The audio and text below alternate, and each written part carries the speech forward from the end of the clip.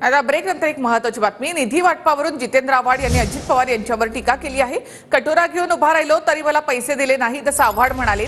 माझ्या मतदारसंघात सरकारने एक दमडी सुद्धा दिली नाही असं आव्हाडांनी म्हटलंय।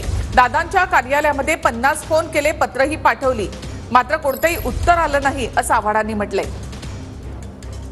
हे सरकार आल्यापासून मी सातत्याने पत्र देतोय की माझ्या विधानसभा मतदारसंघामध्ये एक विधानसभेचा आमदार म्हणून मला पैसे द्या।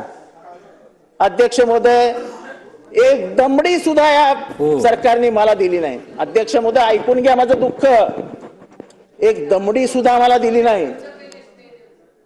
आम्ही सगळ्यांनी मी सगळ्यांना पत्र दिली, मुख्यमंत्री, अर्थमंत्री, माननीय गृहमंत्री, सगळ्यांना पत्र दिली।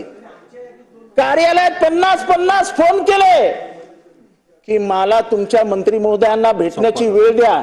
एकच मिनिट।